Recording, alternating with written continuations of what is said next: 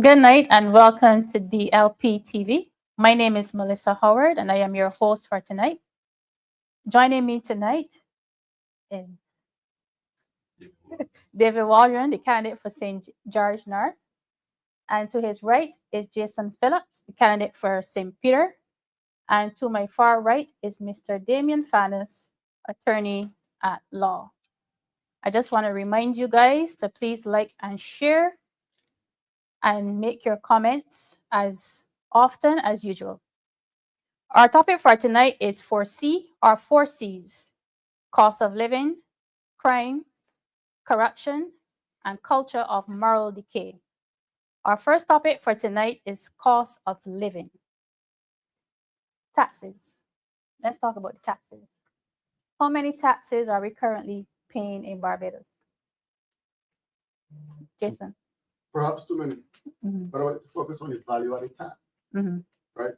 If government is really serious about cost of living, it could do one of two things. It could either reduce the current value added tax at current percentage and probably lower it to about 7.5% on all items, doing away with the zero rate items. Or they could have perhaps concentrate on key essentials, for example, food, hygiene items, baby food, baby products, and so on. If government is really serious about cost of living, because the VAT is a key tax that hurts everyone. Mhm. Damien. To follow on Comrade Jason's comments, I want people to remember that that was a manifesto promise by the Barbados Labour Party. They promised to reduce the 17.5% to 15%. That has not been done. So far, we are under heavy taxation. Mhm. And they even said themselves as one of their manifesto promises as a criticism, you cannot tax your way out of a recession. Mhm. But apparently, they are piling on more taxes on the Barbadian people that they can bear. So what is it? It is either that you are basically liars or you're incompetent. You could either be one of the both. Or either, Yeah, both. but basically, there are too many taxes right now. David. Well, I will speak to this tax issue as a consumer. And as a consumer, I can say that we are being taxed out of our shoes. The reality is that all these taxes has contributed to a very high cost of living. And it is very difficult for the average person, or we call the working class person in Barbados, to survive under this present situation. We are at a place where persons are finding it difficult to pay basic things like rent, bills, and everything adds up to the amount of taxes that are being piled on to the people of Barbados. We are really too heavily taxed in this country. If I may add by saying, I think government should also revisit the income tax. Mhm. Allow people more disposable income. People have to buy food, they have to pay rent, they have to buy medicine. Invariably, they're going to collect the tax and same value added tax, but you could decrease the income tax, perhaps the tax that the employer has to pay too. When you decrease that national insurance tax, the employer can then hire more people, right? We get a more robust economy. But right now, I think that the Barbados Labour Party led government is a bit greedy. Greedy. We have the fuel tax. Remember, it was announced that we will no longer be paying fuel tax. That's true. And they added a tax at the pump. How much more money are we spending since that tax has been added? In fact, the question is, how much money have they collected? Excellent. I would like to know how much money they collected on that fuel tax, and also the tax on the water bill too. Yes. And people in St. Peter not connected to the system paying that tax while having dirty water or several water outages during the week. It's quite unfair to the people of St. Peter. People in St. Peter should probably get a basic water bill, or if you want to call it a tax. And then when the problems in St. Peter are fixed with the water outages or the groundwater and so on, then they could go back and charge us the regular water rate. But that sewage tax on the water needs to come out, especially in areas in Barbados that is not connected to the sewage treatment plant. Yeah, the sewage tax, the additional fee is about $7, and the garbage tax fee is about $35. Yeah. So you can imagine, $41. yeah, a person living alone, normally you would have been paying, let's say $30 in a water bill, Yeah. but now you're paying almost $80. So how does that affect that person? Single parent with 3 children, Mm-hmm. right? Unconscionable.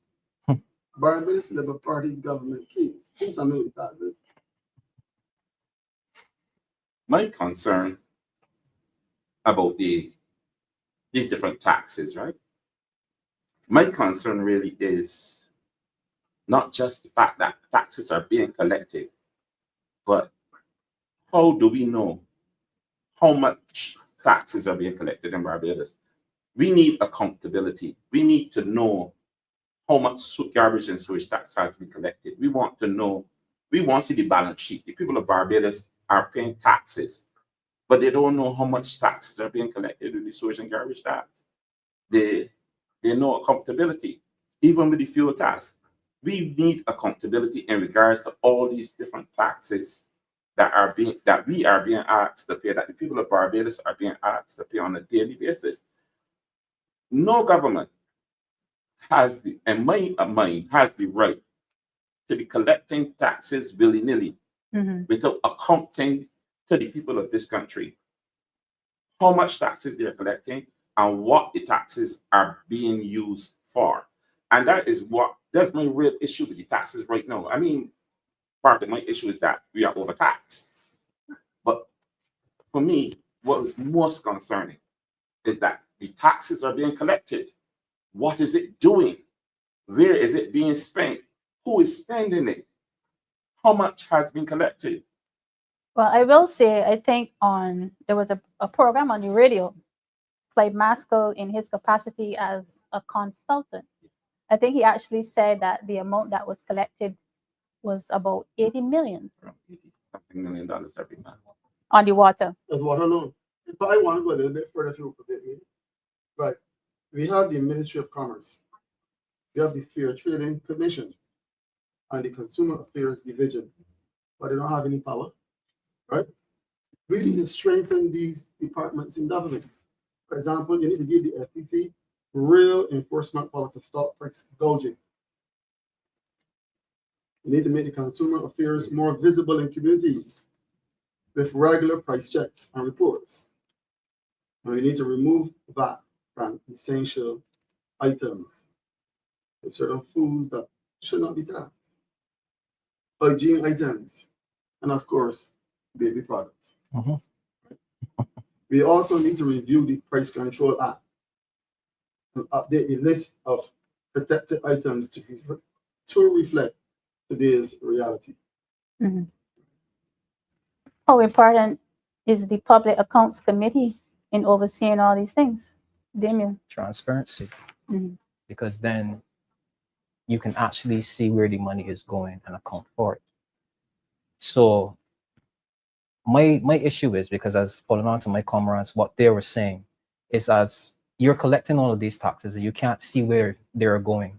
You can't see what programs they're going into, but then yet every time you want to do some form of development in Barbados, you're borrowing money. So then what are the taxes being collected for?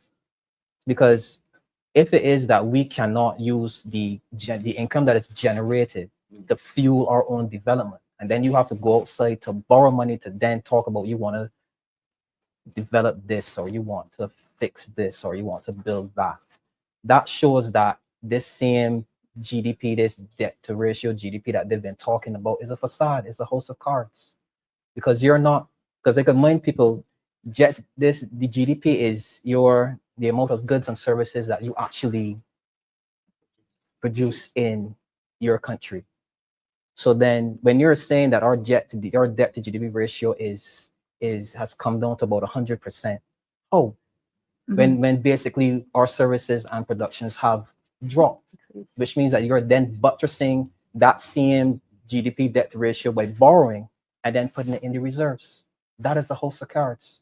So then something as serious as a recession, a pandemic, financial crisis, anything along those lines will blow that house of cards down, even a natural disaster. So then if you're telling me then that our GDP is growing and growth is about 4%, going to 5%, that should then trickle down to the people, which it is not trickling down to the people, and it's not affecting the cost of living. But, Go ahead. sorry. Recently, minimum wage was raised. Right? Automatically, you start to see an increase in items in the store. Yeah. But the government is responsible for the Fair Trading Commission. Mhm. And the Fair Trading Commission must be allowed to do its work Mhm. to reduce price gouging. And the Barbados Labour Party-led government is not doing its work. It has a mandate to protect the citizens of Barbados, right? Too much price gouging is going on. We have a comment here from Kamhar stating that $8 million collected per 80. month. 80. Sorry, 80 million collected per month. Per month is what Maskell said, and he insisted that that was the number. Well, 80 million per month. that is a lot of money. That is a lot of money. At $80 billion, we should have better roads, Better water, better water. better quality water. What is the government doing with our tax dollars? Who is accountable? Wait, what? These difficult questions must be asked. And we must hold the Barbados Labour Party-led government feet to the fire. Barbadians are paying taxes through the ears, and we're not seeing value for money. The cost of living is too high. Even tourists are complaining about the high cost of living. We have another comment from Kamhar. They gave away $300 during the St. James North by-election in May 2025. Then they go back to borrowing in June and July. Do you remember what happened the day after the by-election? Yes, they had increased. The fuel costs. Right. So one day they give us some money, Mhm. and the following day they increase the cost of gas. Yeah, that's correct. Right. I don't know if government is playing games with the ordinary Barbadians, or they think that we are not observing what is going on. Oh. Right. And the Barbadian public is paying close attention to these gimmicks. But it should be noted that the cost of fuel has been decreasing over the last 2 years worldwide. Mhm. But in Barbados, the cost of fuel has been increasing. Our light bills are affected by fuel costs. How is it affecting the households? Damien. Well, what I can tell you is that households would be constrained. Their spending power would be reduced and significantly decreased. Because I want people to understand that while we might talk about cost of living, being able to buy food and pay your bills, cost of living must now take in concepts like entrepreneurship.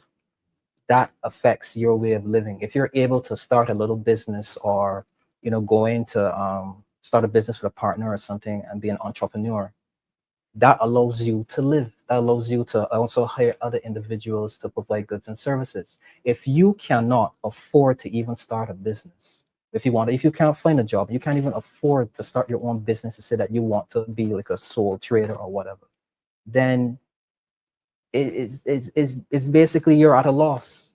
You can't affect anything in your home. You can't affect anything outside of your home. You can't even pay bills. You can't probably even renovate your home if it needs renovating. Can't probably send your children to school properly. So this cost of living doesn't only include your bills and your food. It's your ability now to probably even start to living for yourself, get into any entrepreneurship enterprises and what's not. That is what I said earlier, that we need consumer affairs going on in the marketplace and doing more price checks. Government has a responsibility to check the prices to make sure that the population of Barbados are not suffering from price gouging, right? And it's to address the cost of doing business in Barbados. Yes. That also includes your fuel, that includes your exchange taxes, your import taxes. All of these things Mhm. would go into thinking about cost of living. Because if you are someone who imports, then obviously those fees are killing you.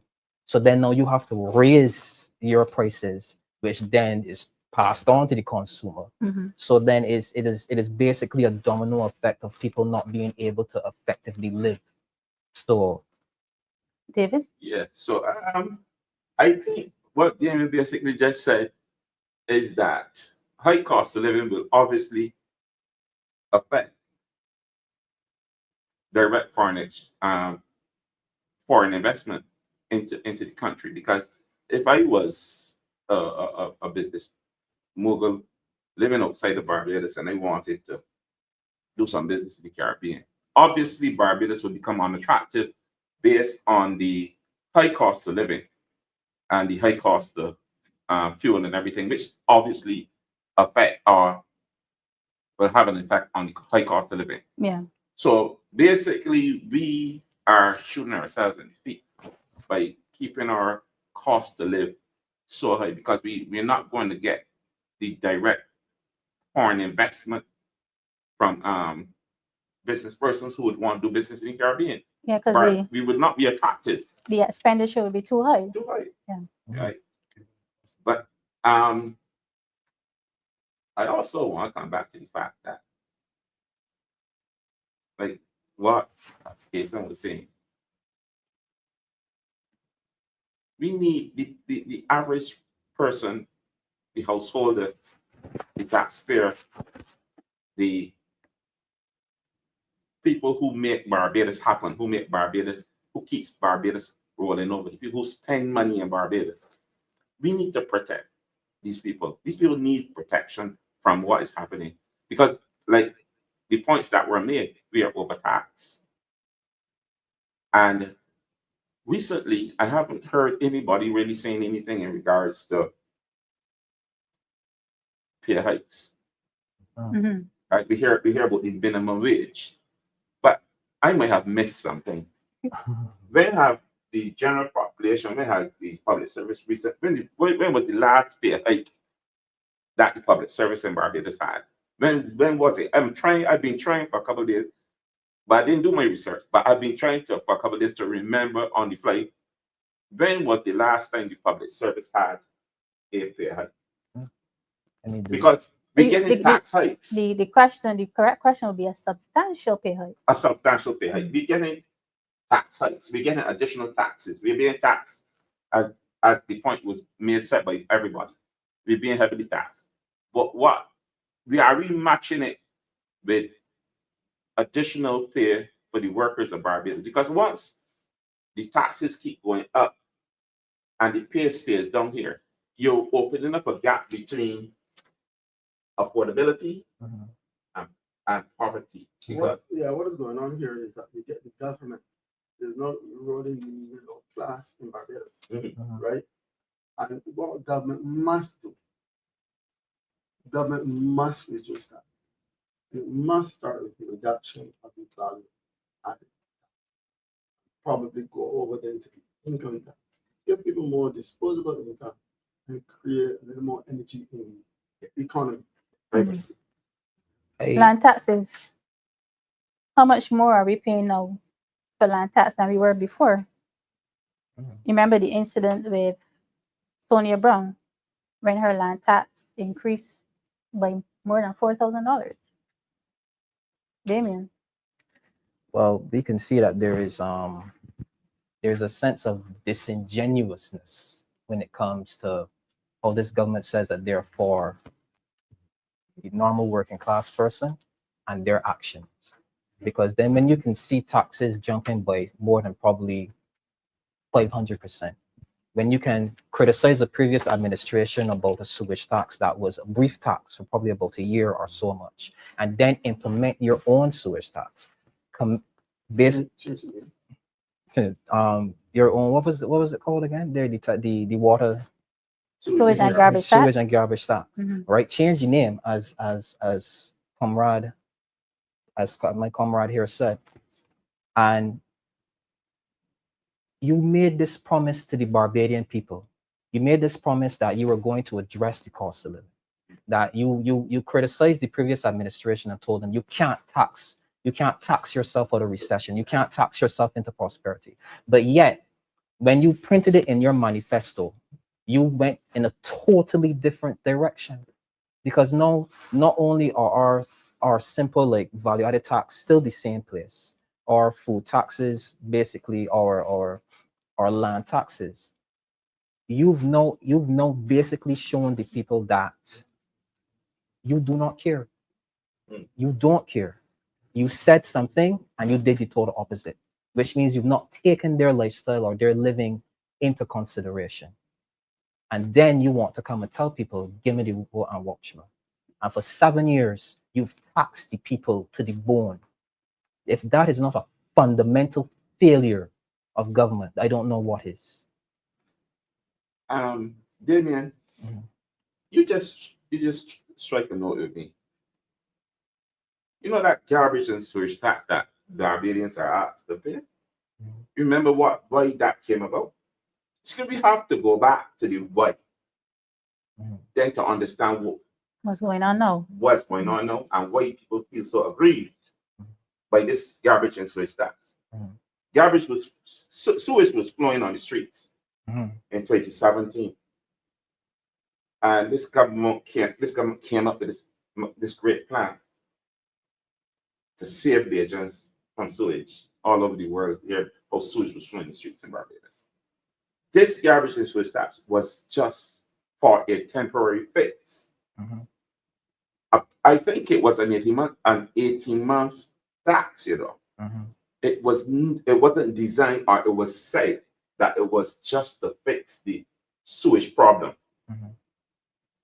But 7 years later, we're still saddled with this garbage and sewage tax. Sure. And this government, this very disrespectful government,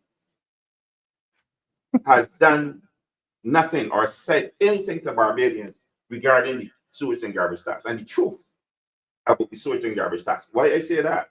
Because if you implement a tax and you say the people of Barbados stuff, we have to bring this tax because we need to fix this problem. The problem is fixed, or is said to be fixed. Why not remove it? Why not remove it? Why are we just being held to the fire all the time? And what's even more disgusting, I live in the country. I live in St. George North. I haven't seen a single one of my constituents attached to the sewage system. Not one. But every month they're asked to pay sewage and garbage tax for somebody else, some other part of the island, to use the toilets and the sewage system. How fair is that? So people has the right to fight against the sewage and garbage tax as it stands right now. Because it's not fair. It's not fair to the people that live in the country that has to use an outhouse. That they're paying sewage and garbage tax and still got to go there and let the cockroaches run them around. So the reality is that we need fairness in governance. We need fairness. And this sewage and garbage tax, as it stands, is not fair to Barbadians.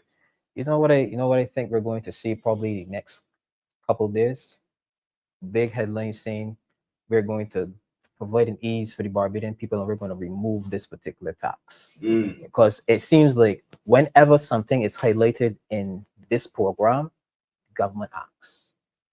And I'm honestly within a week. I'm glad, they're watching. You know, and so then I want the Barbadian people to be cognizant of what they're seeing too, right? So because it's one thing to be reactive, right? But it's another thing to make promises, don't do them, then get criticized, and then act.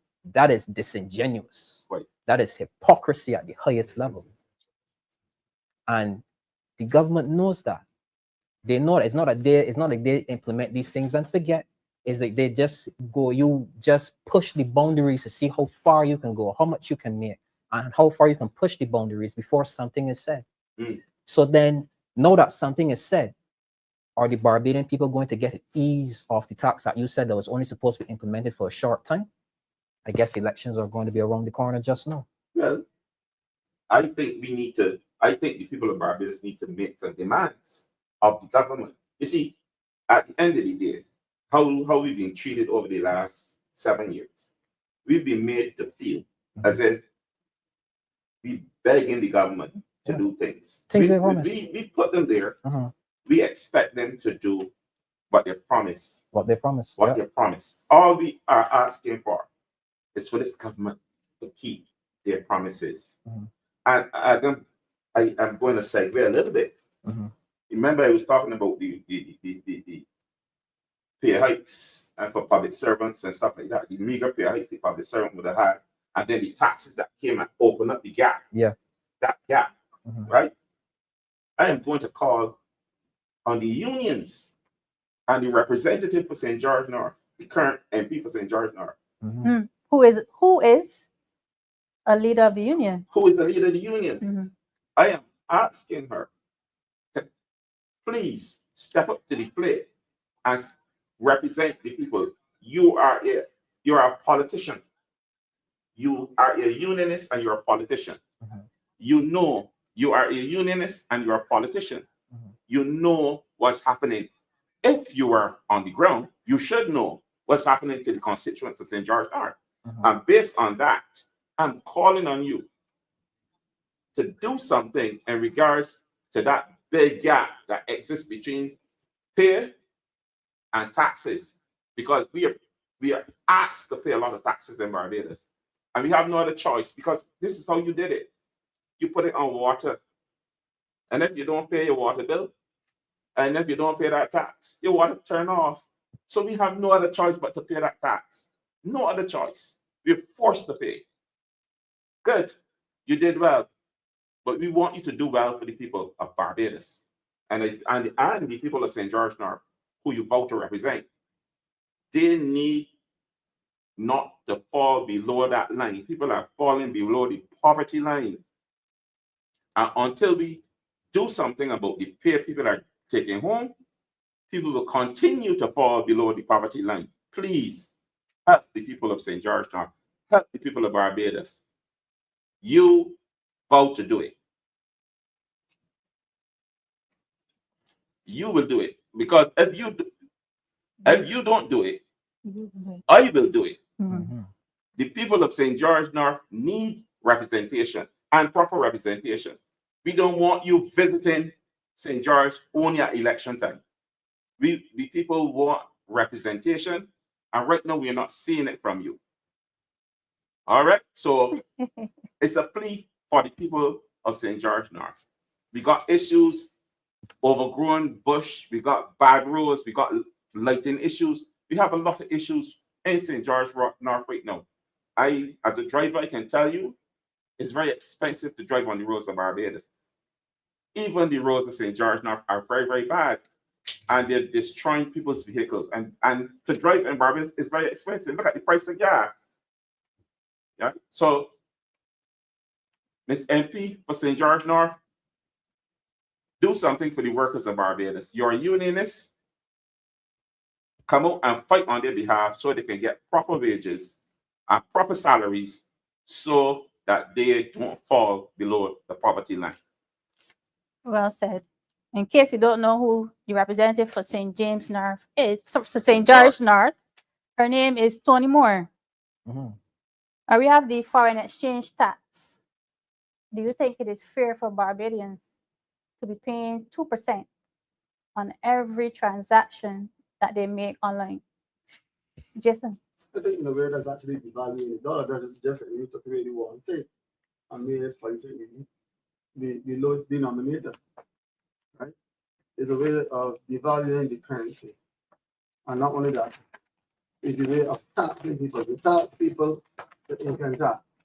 You tax people when they buy the items that they want. And they turn and tax them with the credit card. Hmm. I think it's outrageous stuff. Plainly put. Damien? Yeah, it's just another oppressive tax that takes away from your spending ability. Mm. Because then now once that tax kicks in, you can't buy as much as you used to before. Mhm. So for me, I've said to everyone here, I've waxed poetic about promises made. Understand me? Promises kept. That was their mantra. Mm. And for the time being, we've not seen that. And they said that they were going to remove certain taxes. They said that they were going to address the cost of living. And if I challenge my Barbadian people, go back and read those 2018 and 2022 manifestos. Mhm. Read them again. They're still online, but maybe not for long, but but read them again. Read them again and see all the promises that were made in regards to foreign exchange, in regards to value added tax, in regards to cost of living, housing, all of those, including crime, but we ain't get there yet. So we won't get ahead of myself, comrades. But all of those promises, when I sit down and I read them, it just makes my blood boil. It makes me angry how you could sit down and criticize the previous administration and then turn around and do 10 times as worse. David? Foreign exchange tax. This foreign exchange situation, like my colleague said, it continues to erode the few coins that they will have in pocket. So I have had some conversations where people say they don't have savings anymore. But how can you have savings if at every turn there's a tax taking it away from you? I wonder at some points in time how much of a dollar that a Barbadian make, how much of it is taken away in taxes. Because to me, this foreign exchange tax is, I don't know if it's to protect somebody or if it is just to create another avenue to collect more taxes. Mhm. But the reality is that the last administration was criticized for a tax called, what was the tax called?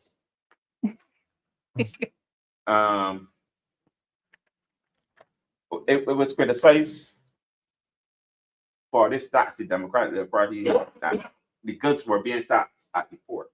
Hmm. You remember that the business persons who brought in stuff were paying this tax, and it was criticized, and people marched up and down the streets because of this tax. And I am trying to figure out how come for that one tax, people were willing to be mobilized. NSRL. NSRL. Yes, thank you, Damien. NSRL. How come? Thank the comments on the. We had so many people mobilized Mhm. Marching.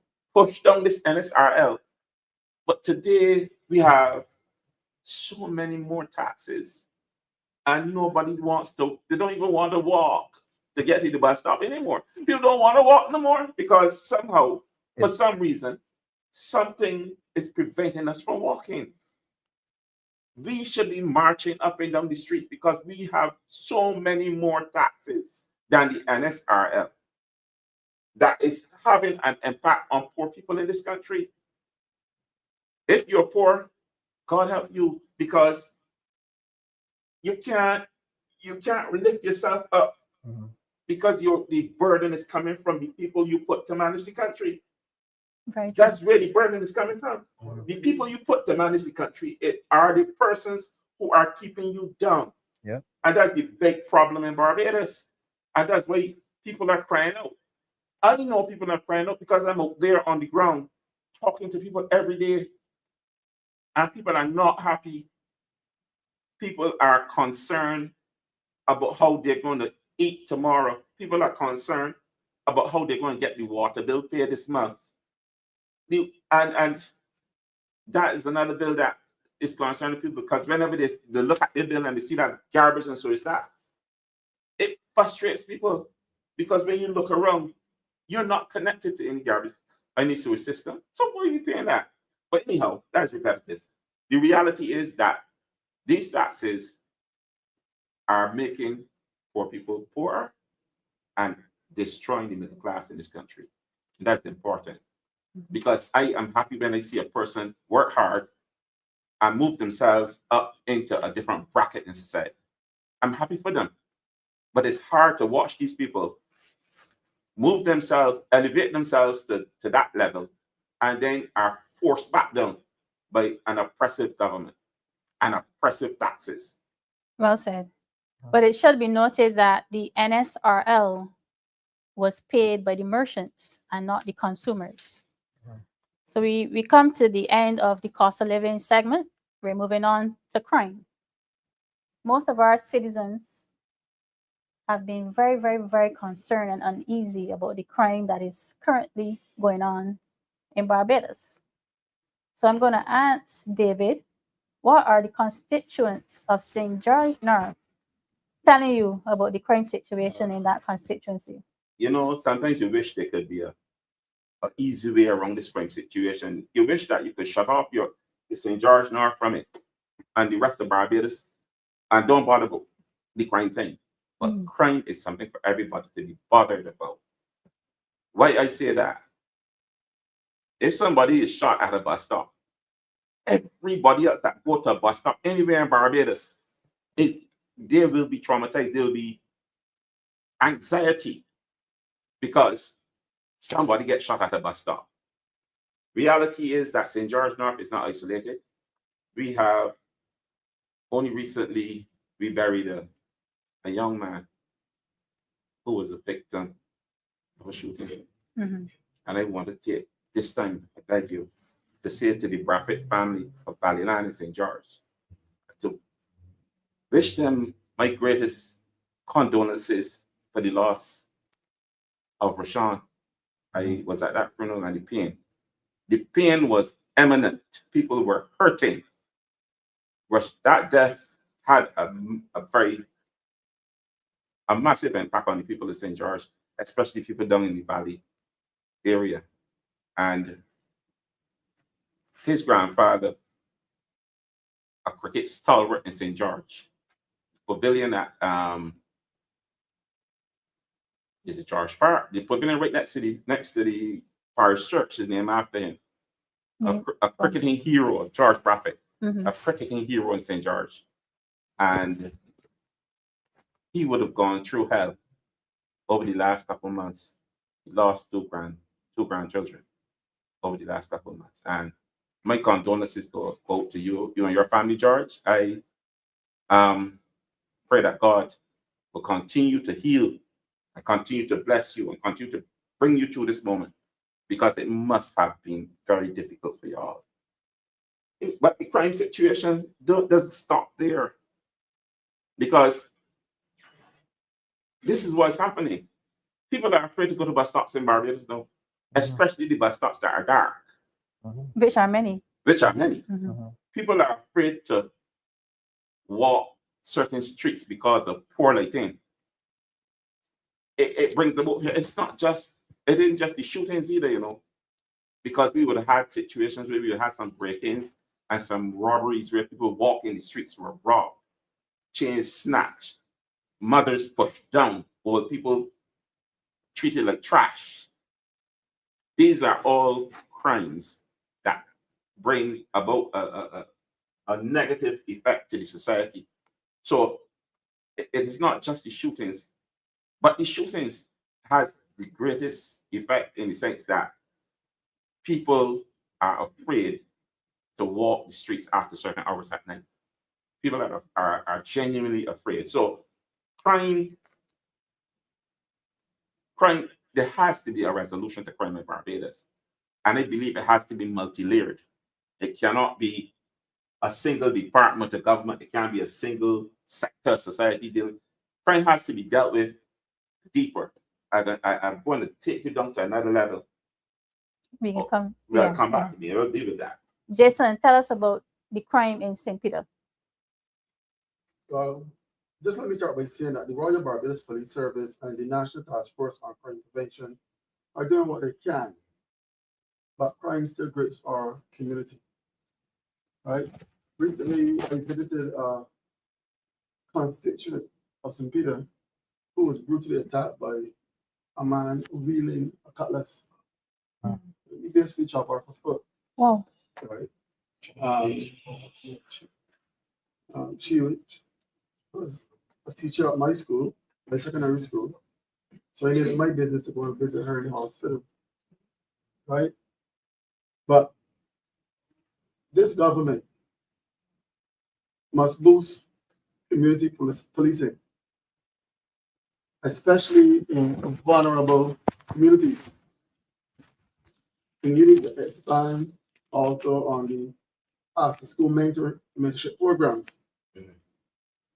And the government must provide more tools for the police to work with. We need more CCTV Mhm. in communities. We need digital Cameras. forensic Yeah. Mhm. and intelligent units. Just yesterday, former police told me that when he was in the Royal Barbados Police Force, as it then was, the commissioner of police asked him, another man, to find where the guns and so on were coming from. And he was given 2 weeks. He said that they did not do it in 2 weeks, but they did it in 4. They were given an unmarked car, and they were able to traverse all across the island and collect a lot of intelligence. Where there's a will, there's a way. And if this Barbados Labour Party led government has the will, Mhm. we can find all of these guns and so on. I can give them a hint.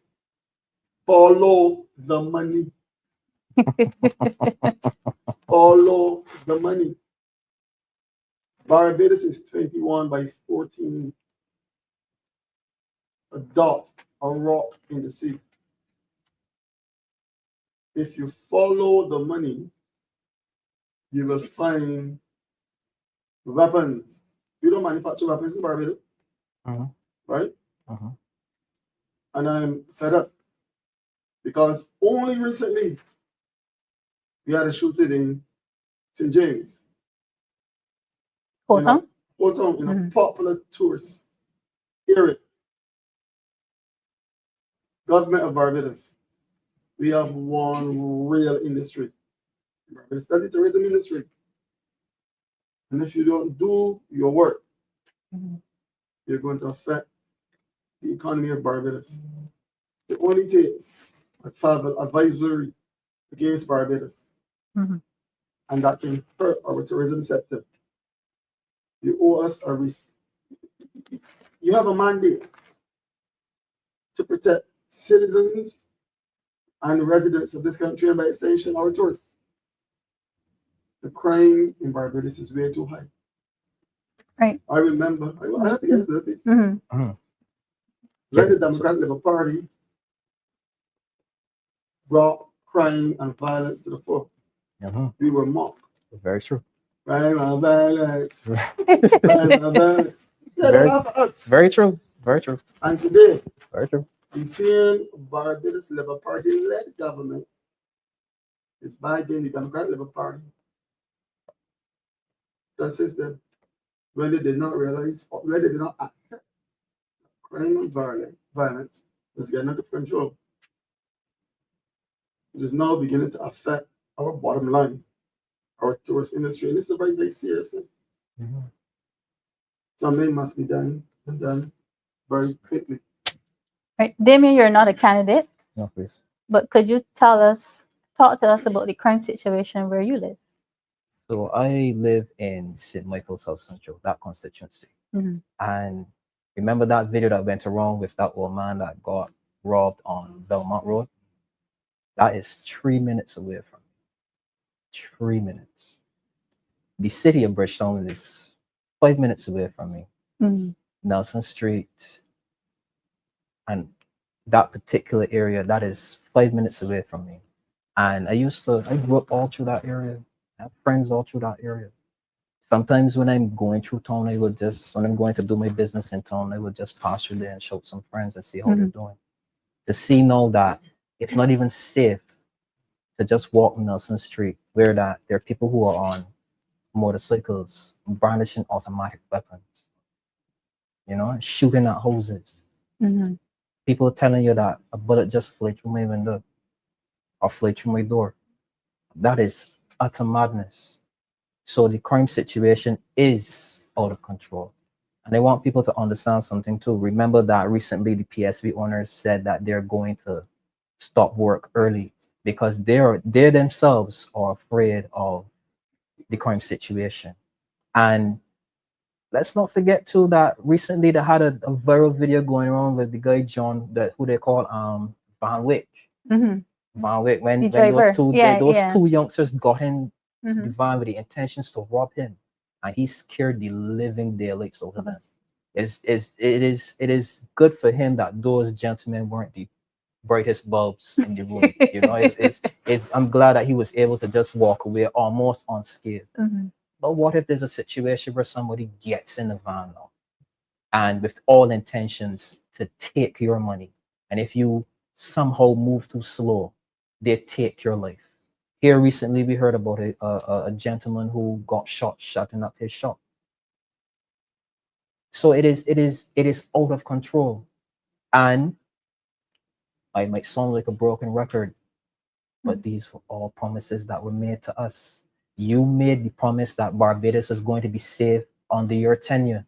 Mhm. It is not like if you had difficulties in implementing any policies that you had, because you just sit down and show off about this turkey love that you do twice. But it really, really, truly, that door swings both ways. If you can install a light bulb with 30 people, that just goes to show how incompetent you are and that you have no ideas. And if you have no ideas, step aside. Let somebody else take over. Let Correct. somebody else put their hands to making the Barbadian people safe.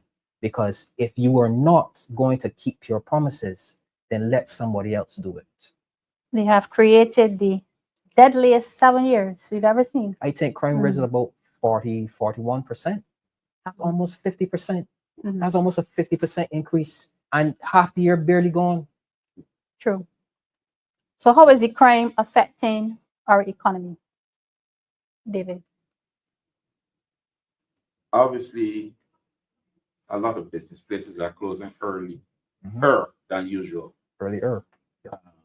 Many supermarkets you can't go get a supermarket open after 8 o'clock, 9 o'clock. Couple of years ago, certain supermarkets would advertise a minute after 10. Yes. And a minute after 10, you better don't go to the supermarket, or the mark might do it for you.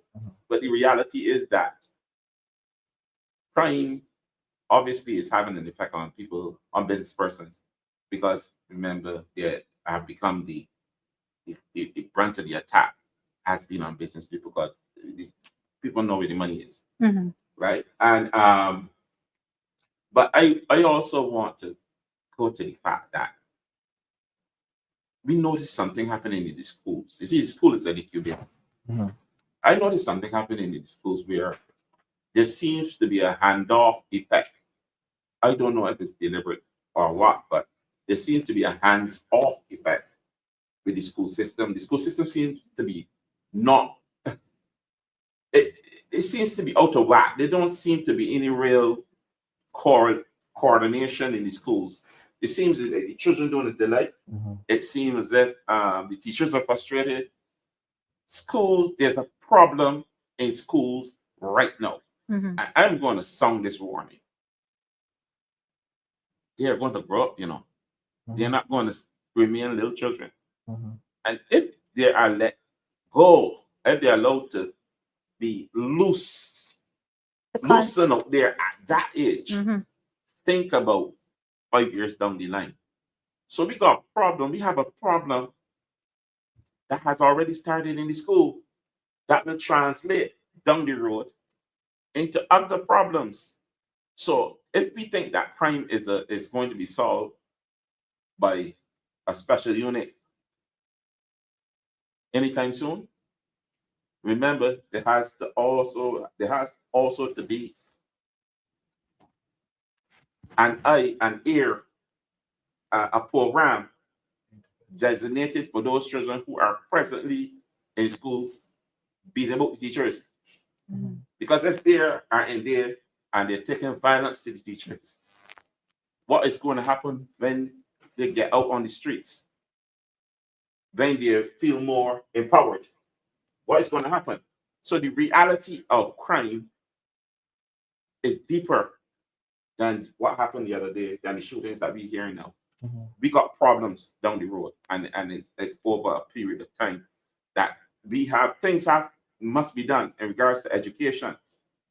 Things must be done to deal with the problems that are going to be following us for the next 5 to 10 years. All right, we have a comment online from Louis Carl. The evidence shows that when governments married itself to the gangs, there's also an upsurge in these kinds of crimes. It happened in Trinidad and Tobago. Remember that famous phone call on Good Friday? How can we forget? Yeah. I'll answer your question. Yes, crime is definitely affecting our economy. Mhm. Remember, we're not really that big on ecotourism in that we do not have the mountains, the rivers. So we basically have sand and sea. Mhm. And people would come to Barbados because they would often say that Barbadians are friendly, nice people. And then you have Barbadians going around like the Wild West and shooting people, robbing people in broad daylight without even using tape. Right? Then we have an issue because people came or people are coming to Barbados, yes, for the sand and the sea, but they also like a society where they could walk at any hour of the night. Mhm. They could go to the St. Lawrence Gap and the Oystein and so on. The first street. And the first streets in St. James, second street in St. James. And then walk home holding their spouse's hand and so on, without being mugged or robbed or shot.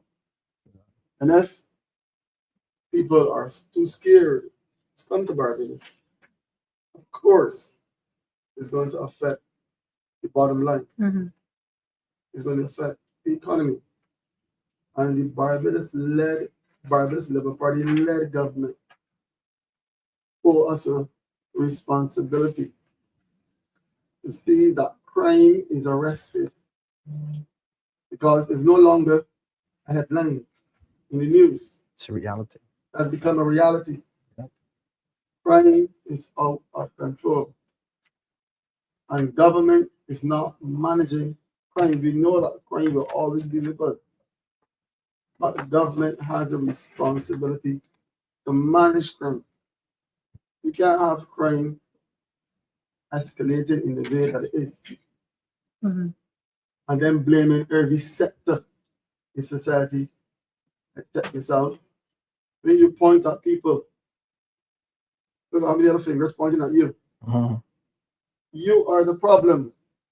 Barbados Labour Party led government.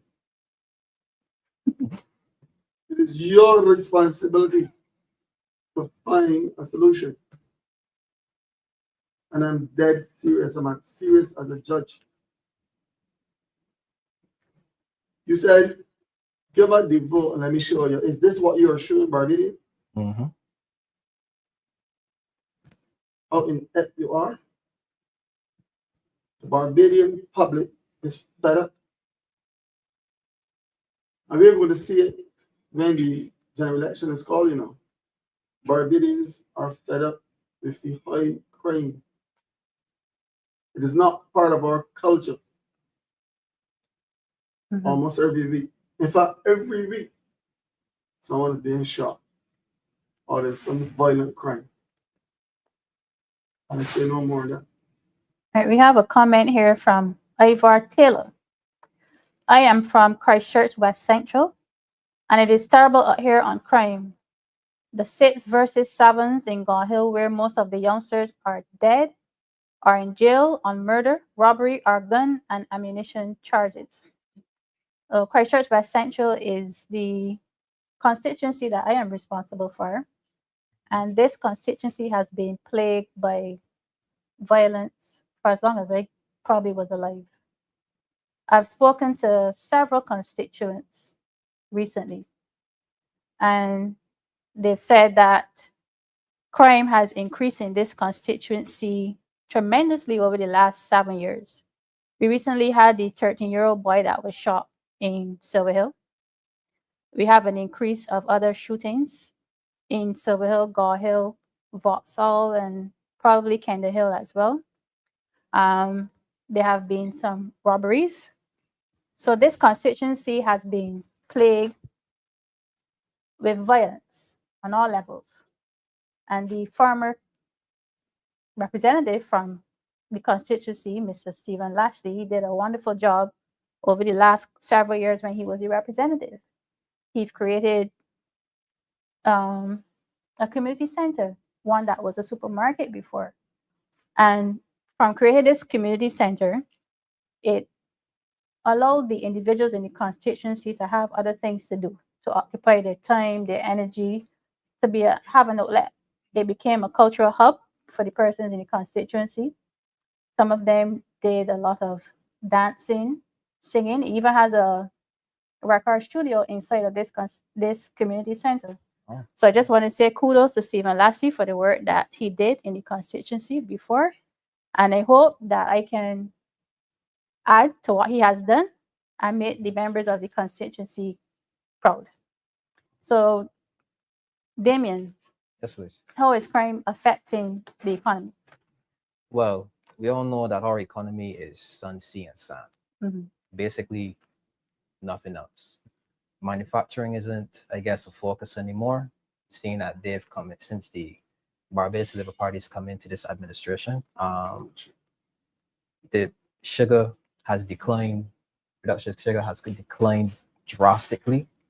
And I want people to understand that if your only offer in regards to boosting your economy is tourism, and you have a lot of crime, that is a serious conflict in regards to what your strategic goals are. Because if people don't feel safe, they're not going to come. If businesses don't feel safe, they're not going to open. And it is not like if Barbados is a place that really has a lot of places that have this 24-hour, this 24-hour running mandate to provide services, and especially hospitality services. We only have, like, as you said, First Street, Second Street in St. James, St. Lawrence Gap, and probably one or two pockets of other places.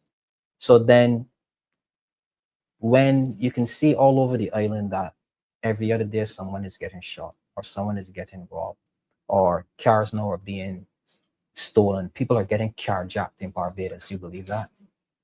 We are 166 square miles. Where are these people hiding these cars?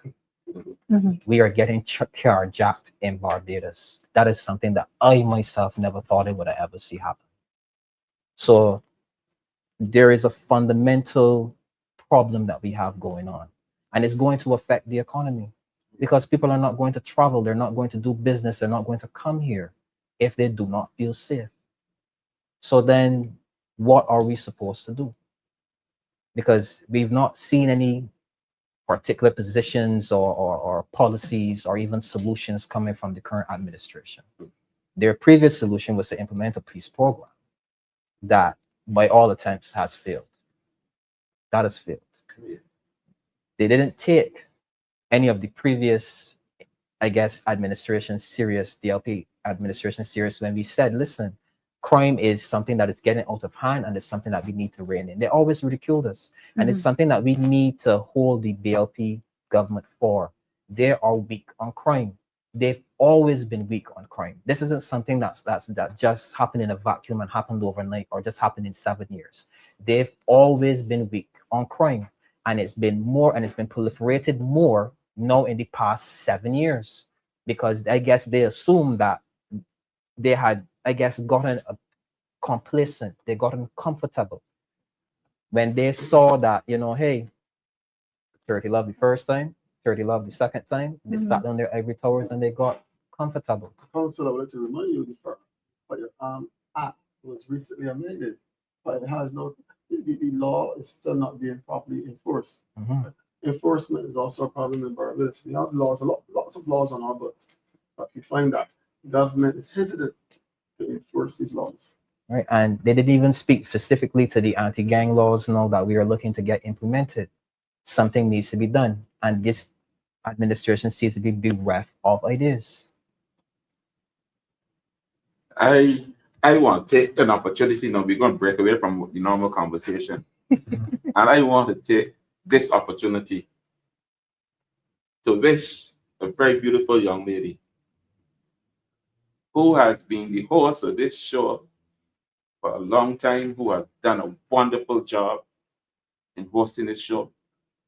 I want to take the opportunity to wish Malissa Howard the happiest birthday ever. And I pray that God would continue to bless her and to guide her in her journey in her constituency. And I hope that people will recognize her for what she is. She's a very skillful young lady and has a lot to offer politics in Barbados. And I'm sure Damien and Jason would also like to wish Melissa a happy birthday. Go ahead, gentlemen. Do your thing. I can wish you a happy birthday on behalf of the constituents of St. Peter and perhaps the wider DLP family. Thank you. But if I attempt to say that would give the other side a lot of fun. Melissa, let me say happy birthday first thing. We got to do something about your birthday face, man, because I couldn't tell that today was your birthday. You came in here all. I mean, like you came in here all. You were your usual self, right? You were glowing a little bit, but you came in here all business. You know what I mean? So I couldn't even tell that today was a special and most momentous occasion. Yeah, I should be on vacation. Yeah. What's this? But let me say, most happiest birthdays to you. May you live to see many more, and I look forward to the work that you will do when you win your constituency. Thank you very much. Happy birthday to you. Happy birthday, dear Melissa. Happy birthday to you. Thank you. Moving on, we're back to the show. Still on crime. Do you think that the government is doing enough to fight crime in Barbados? That's the easiest question you know. No. No. They need to enforce the laws on the statutes, on the books. One, they need to find a way to speed up crime. So speed up the judiciary. Right? They need to. I don't know if you get a gun court or what have you, but in Jamaica, the government needs to give police officers the tools and perhaps better pay. Better pay.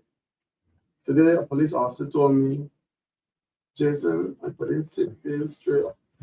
The number of weeks, I am faggot. Right? You can only do that for so long. Sure. They could use resources. You have drones. You have all the police officers that are not going to go out in the field, but you can have drones in the sky, especially at night in certain areas. So you have to tell the government this, I'm going to walk and chew for you. Put drones in the sky, use more CCTV, and so on. You don't have to rely solely on manpower, but use the technology. Damien. Easiest question of the night. No. No. For me specifically, I think we need to change certain cultures and the mindsets of our young people, because I'm for the life of me, I do not understand how going to jail seems to be so attractive.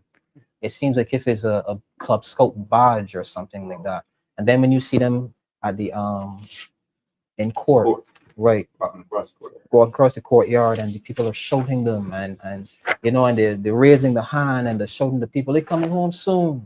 You know what I mean? And then these people are glorifying them. That in itself, it just, as the young people say, it got me beat. Because I can't understand, because I think that we don't Mm. have enough programs or policies in police. place to steer the minds of our young people away from that, I guess, the attractiveness of prison. Because prison should not be something that everybody aims. It should not be a, I've been there, I got the t-shirt. You know, it should not be something that is that attractive. And I feel that not only have they failed in the policing, not only have they failed in the judiciary, not have they failed in the education, they failed in regards to culture. Because the Barbados Labour Party led government, as my friend Jason likes to call them, it seems like they felt that once they befriended the individuals who tend to live on the other side of the law, they felt that, you know, we could, I guess, I don't know, rein them in, bite them, be the Mhm. friend, you know. And it's one thing I've grown up hearing: a parent cannot be friends with a child. No. You have to be the individual who sets the rules. You have to be the individual who sets the standards. And so far, I've not seen any standards being set. All it seems that this administration wants to do is to befriend everybody and party. Oh, yes. That's it. And piggyback on policies that we implemented shortly, steal them, rename them, Mhm. and then tax the people with them. That's not been lost on us. We see it all the time. The Barbados Labour Party is the biggest party. And so It's you should call them the a party. Barbados Labour Fed. Barbados Labour Fed. That sounds about right. David? You want to know from me if this government failed on crime? I don't know if you want me to tell you that this government failed on crime. It's a major failure because at the end of the day, they laughed at David Thompson. Yeah, they ridicule him. And they laughed, basically spat in his face. And now that the shoes on the foot, the scotching. Because the reality is that they're not doing anything significant to help to reduce crime or to capture and house and put away crime. Like I said before, there has to be a program for the schools to hear. Mhm. There has to be a program for the schools. And the reality is that this crime situation has the ability to destabilize this country. It is multi-layered. It will have an effect on multiple areas in society: school, social life. Already have the effect on the social life, because at night people don't want to leave home anymore. And business life, it's multi-layered. It's having a negative effect on all aspects of life. So, in truth and in fact, the biggest problem we have now is crime to be solved. It has to be solved. And like Damien said, if the Barbados Labour Party, and because they know they're not going to solve this problem, step aside. Step aside, let somebody else. Let us The DLP. deal with it. Let the DLP We do it. can deal with it. We don't want to have to deal with it. But somebody has to wrestle this animal to the ground. And it's not about challenging criminals, but it's about bringing some sense of decency and, for the want of a better word, some sense of decency back to society where people are comfortable walking the streets, doing business, and living in this country. It has to happen. We have to make living in Barbados meaningful and not people being afraid to live here.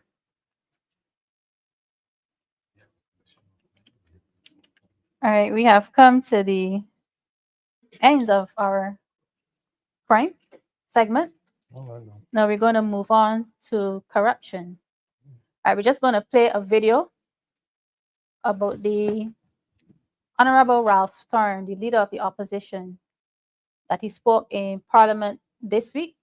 So we're just going to play this video for you, the video one. honorable member criticizes a previous government for embarking on the borrowing of $40 million. And he says, not his words, mine, that they must have committed one of the cardinal sins in canceling that loan.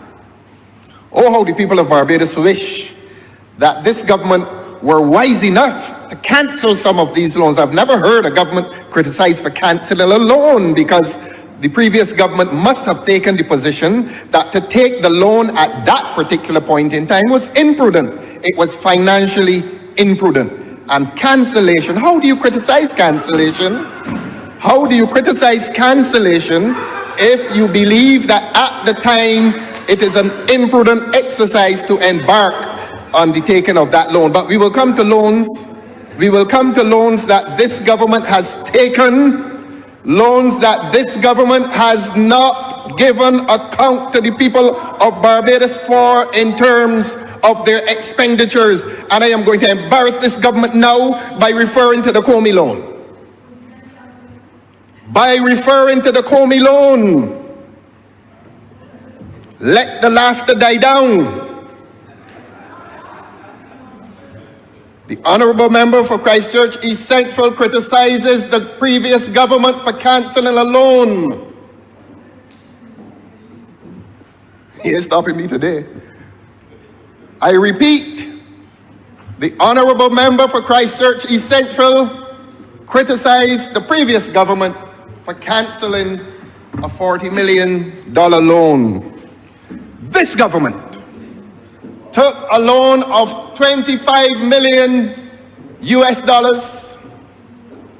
from a now well-known bank for the purpose of, and I quote, cricket development. Has this government given account to this country? Has this government given account to the Barbados Cricket Association? Has this government given account to all of the many clubs across Barbados as to the expenditure of that loan of $25 million received for cricket development? No, it has not. It has not. What we saw was a paint job done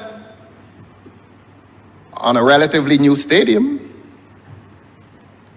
What we saw was the importation of a temporary stand at Kensington. That is not cricket development. Cricket is not a paint job at Kensington. Cricket is not the purchase of a temporary stand at Kensington. Cricket is a game, and more than a game in this country, it is a central portion of a local culture. That thing we call cricket, that central portion of this culture has not benefited. It has not. I am a member of a cricket club, and I have seen no enhancement, neither of the facility nor of the game. I have seen a game that continues to languish in this society. I've seen a Barbados Cricket League that has reduced from 120 clubs to about 12. And we have a Ministry of Sport. I have seen the game in decline, and it is a painful thing to observe. But I don't wish to digress. The people of this country were told by this government that $25 million was borrowed for, and I quote, cricket development. The point I make is that this government cannot with any credibility, nor with any moral authority, criticize any loans or the cancellation of any loans done by a previous government, because this government stands guilty today of taking loans in the name of the people of Barbados and not giving account for the expenditures which flow from the receipt of those loans. In other words, the people of Barbados do not know where this money is going. Shakespeare said, something is rotten in the state of Denmark, something is rotten in this new Republican state. That's something as basic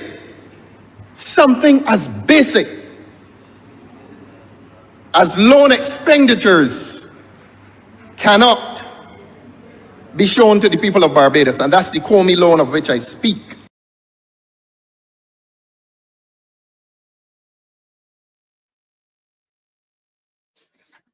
All right, so this segment is about the misappropriation of public funds. This Comey loan, as you have heard, was $50 million, which was supposed to be used for the development of cricket. I'm sure if many of you look around in Barbados right now, can you tell if cricket is developing in this nation or not? I would say no. We have one indoor batting facility in the entire island. Many of the cricketing facilities don't have practice pitches. So my question for y'all, is cricket developing in Barbados? Damien? Well, cricket wasn't really my sport. I know I probably committing blasphemy on the LPTV right now. I was always more of an athletics and football guy. But I was a PE teacher several hundred lifetimes ago. But when you really take stock and you take analysis of what is really the state of the game at this point in time, you can't see anything that shows that cricket is being developed in the country. There is a decline. There's a decline in facilities. There's a decline in participation. There's even a decline probably in the exposure of the game itself. One, would you have told yourself 30 or 40 years ago that cricket will be a decline in Barbados? No. At one point in time, cricket was the only sport in Barbados that anybody cared about. But for some reason, we see a pattern that where this government borrows money and you can't see where it's going. Correct. And then when they want to, I guess, implement another project, they borrow more money. But then you could tell me that a particular sewage tax that you implement on the people is bringing in $80 million per month. This is not a year. Per month. Per month. Where is the money going? As Comrade Jason said, show me the money. Follow the money. Where is it going? Because I, for myself, can't sit down and be quiet seeing an administration that criticize a previous administration about the amount of money that they're borrowing. And this particular BLP administration has probably borrowed more than 2 billion Barbados dollars in 7 years. I want people to take stock and look in the camera. People of Barbados, in 7 years, this Barbados Labour Party led government has probably borrowed more than 2 billion Barbados dollars in 7 years. Where has it gone? These are the sort of things that would terrify me if I was a father, knowing that my children have to pay back those loans. Where is this money going? And if there was a crisis today that money had to be called back, who is going to pay it? That's all I'm going to say for tonight on that. Let us call it like this. Oh, Lord, no. And $1 billion is 1,000 million. 2 billion is 2,000 million. Think about it. It's a number we can't really get our mind around. Listen, we already have the Auditor General, the Public Account Committee, and the Prevention of Corruption Act, but they have no bite. So I want to propose this. And I challenge the Barbados Labour Party led government, right, to make the Auditors General's report legally actionable. Do that. Make the Auditors General report actionable. Give it the force of law. I want to strengthen the Prevention of Corruption Act with clear penalties and timelines. And thirdly, we need to create, I need you, Barbadians need you, to create an independent anti-corruption authority with real powers to investigate all government contracts. And I might say, once we have a contract of $100,000, make it public.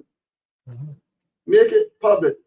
If a contract is over $100,000, all Barbadians should know, because you must remember this: the money you are spending are taxpayers' dollars, not your piggy bank.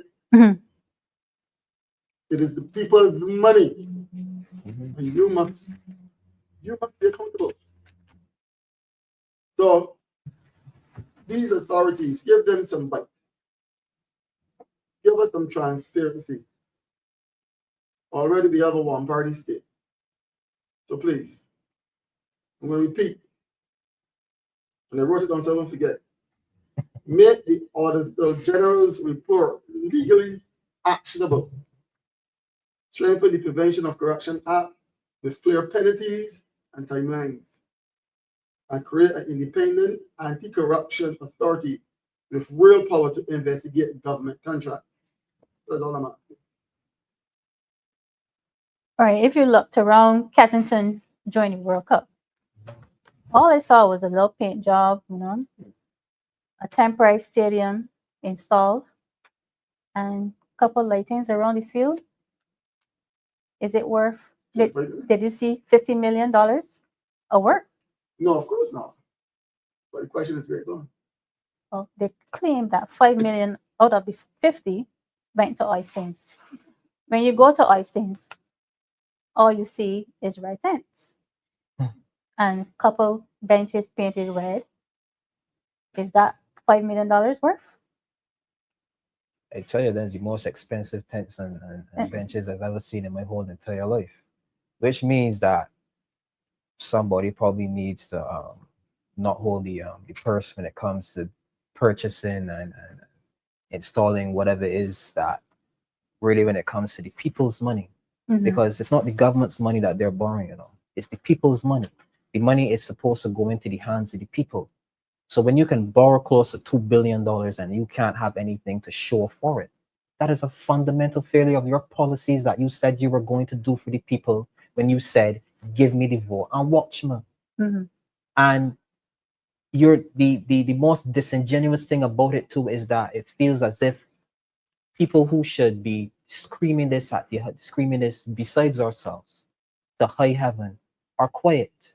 People in the media, journalists, individuals who have a responsibility, a fiduciary duty to the people. Tell them, listen, hey, I don't know where this money is going. I can't tell you where this money is going, Something is fundamentally off.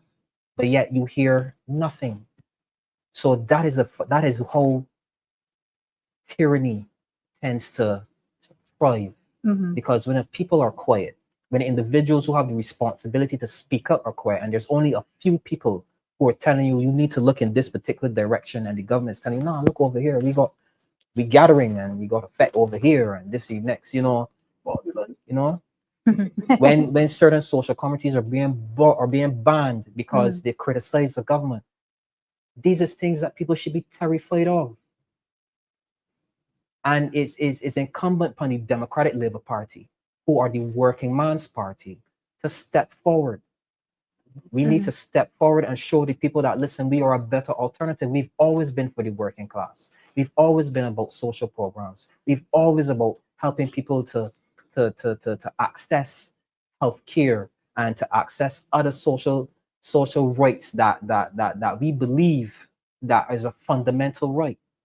So because when a government comes in and says we're going to do something and don't do it, it is your voice now that needs to hold them accountable. And if so, vote them out. But there's a comment here from Pedro Gemma. Look on top, Melissa, and basically letting us know that there are solar panels on top of the roof. I remember during the World Cup, a 6 was hit. And I think it was probably the first game at Kensington, and one of the panels were destroyed. But these solar panels, the question would be if they're on the grid as yet, because many of us, we can't get on the grid. There are many residential persons that are looking to get on the grid and they can't get on the grid. But there are certain businesses in Barbados that have no red tape, no issues whatsoever getting on the grid. No, yeah. So Kensington Oval Management Inc., they're not known for making profits. This deal with the Afrexim Bank was a deal that was signed between the CEO of Kensington Oval Management Inc., Mia Motley, and a member of the bank. So my question is, who's repaying this loan? Is it taxpayers' money, or is it Kensington Oval Management Inc. that's repaying the loan? Damien. Melissa, I have no idea. For you, I have no answers on that. But this is something that we, the public, should know. So why don't we know? So that in itself is the fundamental problem. How can you, in a sense, gift land to a bank and you can't tell us what is the process? Mm-hmm. That screams of malfeasance and corruption. Because, well, when I last checked, there is a process, and that process is a legal process. That is a process that involves the paper trail, and no one can come and show me the paper trail. All they can just say, "Oh, it's an arrangement that we made, and this is going to benefit the people of Barbados." Mm-hmm. We've heard that before, but I cannot tell you for the life of me how or who, because you can't access anything online. You can't even go through the budget estimates and determine how. You can't read it in the central bank report. These are things that should be made public for the people to read. Correct. And we're not seeing them. Jason. There's too much smoke screen, right? And sometimes you don't need to pray at these things. We need transparency, especially when you have 29 to 1. You have a fiduciary duty. Yes. You have an obligation to the people of Barbados to be even more transparent than you would be when you have a normal, at least two-party government. Speak on so. When you have virtually a one-party state, it behooves you to be forthcoming with information. And whenever you are hiding behind doors, people tend to ask questions. And where there's smoke, oftentimes there's fire. And I leave it broad like that. David. The buzzword here is transparency. Are the buzzwords transparency and accountability? And you look seriously at how this particular administration does business. There's clearly a lack of transparency and there's zero accountability. You have a government that collects funds. A lot of the funds that are collected, like taxes that are collected, are these funds, or do these funds go through the consolidated fund, which is the fund that government pulls from? Because when I look at certain taxes, for example, there's a tax for the hospital. Does that tax go through the consolidated fund? I don't think so. Does the sewage and garbage tax go through the consolidated fund? I don't think so. We have a problem where a lot of taxes are collected that does not go into the consolidated fund. The consolidated fund is the central pool where our taxpayers' money, by law, should go into that pool.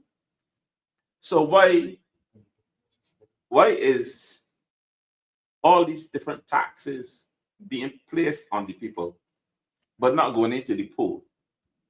Another question of that. When it does not go into the pool, what happens to it? Who is in control of the funds that don't go into the consolidated fund? And how are we going to have records on these funds? How are we going to be able to see how much of these funds are being collected and what the funds are being used for? There is a serious lack of transparency and accountability in Barbados.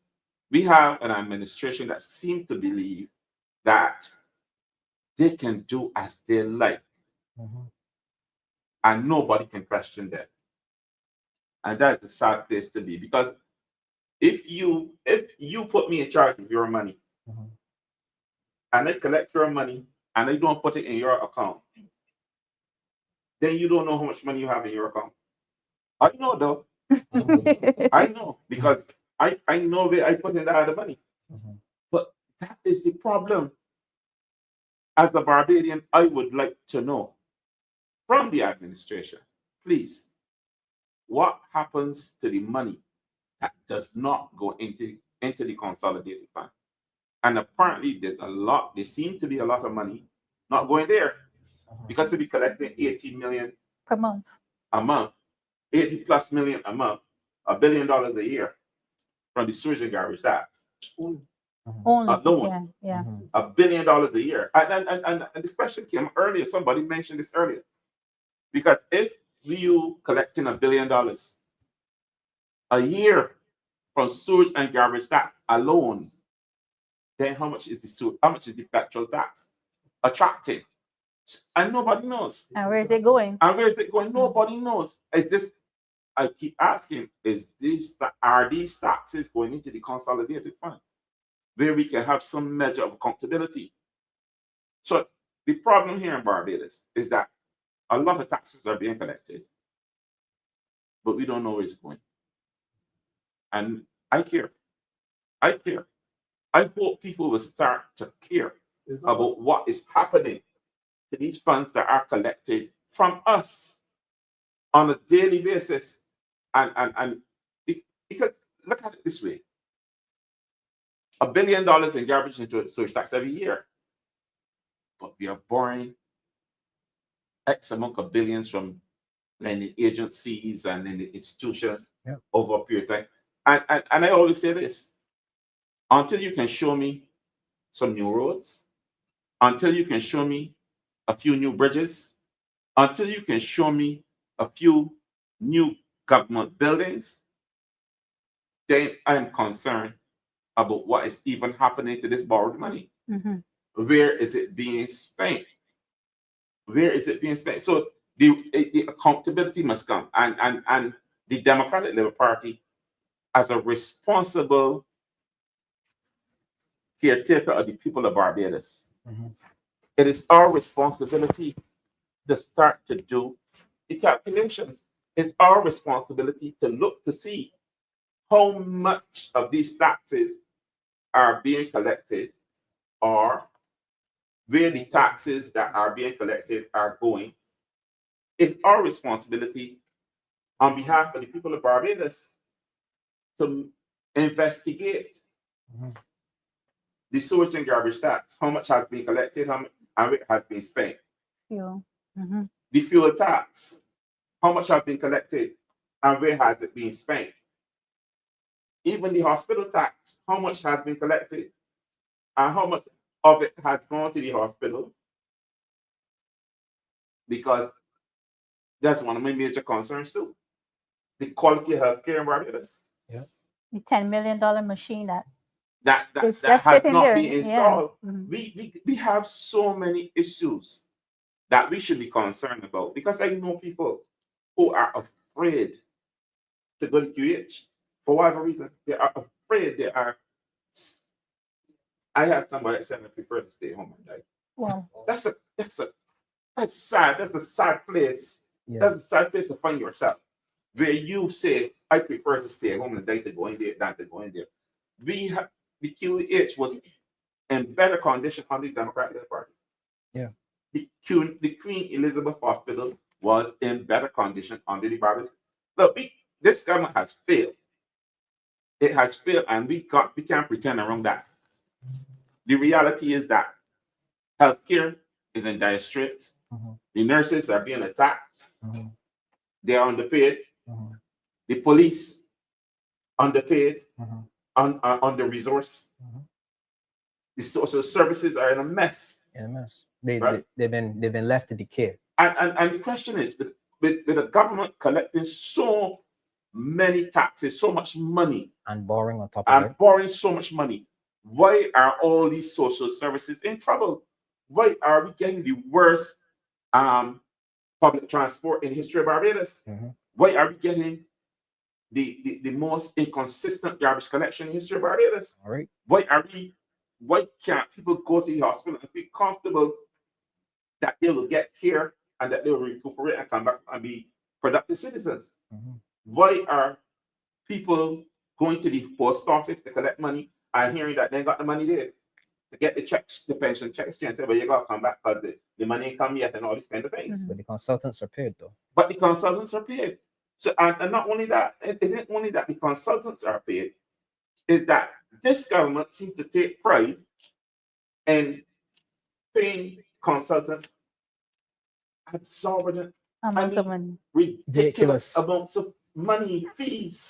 Why are they so comfortable shelling out money as if they got their own money machine? And my thing is too, is that are the individuals who are educated in this region, in the Caribbean region, are Barbadian economists or are Barbadian professionals, are they incompetent that they could not have been hired as consultants? Damien, I like that question because at the end of the day, right? We boast about our education. Yep. But when you look at the hospital, who's heading the hospital right now? A foreigner. Then you had the man that came for the vacation down at the BHTA.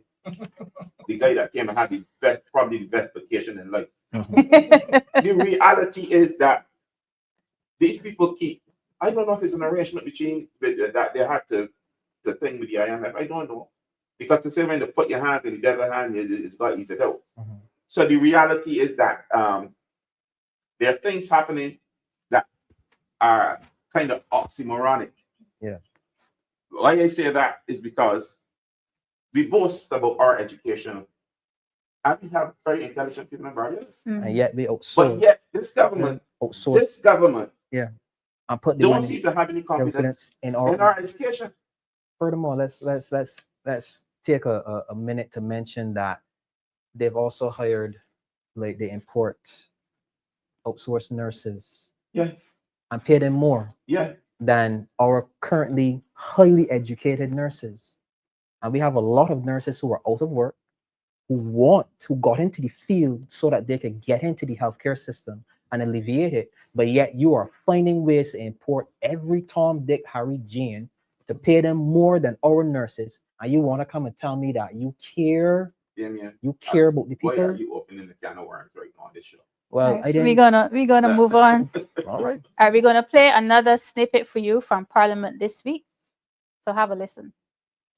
He is just sent here to say things that the government once said. He is not the senior minister in the Ministry of Finance. But it is so curious, you know, these jobs are handed to him. And I bear no hostility towards him. In fact, I care for him and what he has to do. And it can't be easy to be appointed to be a bearer of concealed bad news to the people of Barbados. Look, honorable member, through you, sir, for Christchurch East Central, let the other person come sometimes and bear this bad news. I care for you as a technocrat. I do. As a politician, I am not sure that these expeditions to this chamber to do what the honorable member is being asked to do fortnightly or monthly is in the honorable member's best reputational interest. I care for this honorable member as a technocrat, not as a politician, whom I insist is not government's errand boy. If anybody says that, I'm not going to agree with them. But he is asked, the honorable member is asked to do a job that perhaps a person with courage should be the one to come here and to do it. And I will demonstrate to his colleagues his own innocence. His own innocence. And this is not a personal attack. This is to dissect the political anatomy of a man who, a minister, a junior minister, who sometimes says things unwittingly. And I was so grateful to the honorable member on the last occasion when in full flight he came here and spoke about the $500 million US loan. And he boasted that it could have been $2 billion if they had felt like taking it. And then he named the delegation. And I suspect the one who sent him may be a little upset at him for unwittingly telling the truth. And it was a significant truthful disclosure when the honorable member named that delegation and identified a party within that delegation which may have become the beneficiary of a very handsome commission. So let the people of Barbados now understand that these loans that this country is taking have attached to them certain hidden expenses. But the honorable member for Christchurch East Central, in his political innocence and his technocratic disposition to transparency, much to the chagrin of the person who sent him, disclosed impliedly that these loans come possibly with generous expenses paid to certain individuals. This is a parliament, a place of speech, impliedly a place of truthful speech, and I want to thank him for telling the truth of that last loan. That in all likelihood, a percentage of US $500 million was taken as a commission and paid to some very fortunate party or parties. A similar disclosure has not been made today. I don't know if the honorable member has been chastised for his innocence and political honesty on the last occasion. But in case the people of Barbados are interested, since the people of Barbados are the ones who are going to repay these loans, the people of Barbados also want to know, and they're entitled to know, and they insist on knowing what are the expenses and to whom have those expenses been paid. These are public funds. This is not a private arrangement, and if any private entity is benefiting from a public obligation, as the honorable member did on the last occasion, please identify the private parties, and as was not done on the last occasion, please do on this occasion and tell the people of Barbados how much of this loan, if any at all, is being paid in professional fees. As I said, it is a public transaction. let the public know. It was disclosed on the last occasion. The possible beneficiary was disclosed on the last occasion. Is there now a private beneficiary in relation to this loan? You see, the point is this, that most of these transactions into which government is entering and speaking glowingly of public benefit, there is a large private benefit going to some people in this country. Name them. And not only name them, but say how much they get in. Because the amount that Barbadians have to repay includes what is being paid to these persons. This is not a private arrangement. This is a country being committed. This is the people of this country being committed to the repayment of a loan. Oftentimes, we do not need it. But clearly, somebody needs to make handsome benefits whenever this country, this government, I beg your pardon, whenever this government embarks on these financial expeditions, claiming, and I say falsely claiming, that these monies are destined into certain areas, and the people never see it. The people of this country never see it. Loans have been taken by this government, and this country has not seen the physical, the material benefit of those loans.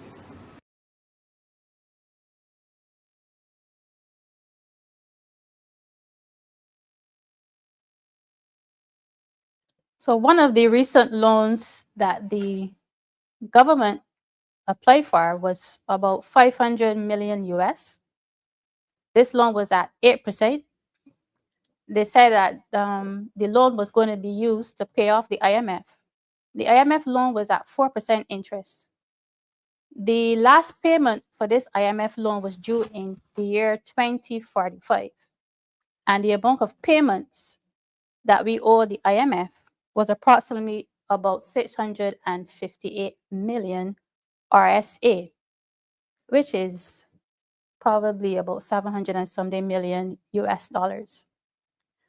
So if you had up to 2045 to pay back this IMF loan, why would you rush to go and obtain a loan for 500 million US dollars with the assistance of White Oak, the same financial advisor that the government went to when they initially went into government, and they paid approximately $50 million, $54 million too at the time. So was White Oak paid another $54 million this time around with our taxpayers' money? But the main question is, were we about to default on an IMF payment? Damien. Listen to me, right? I can be very serious when I say this. And I'm an attorney at law. I'm not a financial advisor. I'm not an economist. But it is a fundamental fact that when you are borrowing to pay back a debt, that is not good at all. That is not prudent. Because this is my thing. This goes back to the same debt to GDP ratio conversation I was trying to have. Because you've basically borrowed and buttressed the reserves with the money that you basically borrowed. You get me? So then the gross domestic product, which includes your services and your goods, they are supposed to be to a certain extent where that you can rely on economic growth.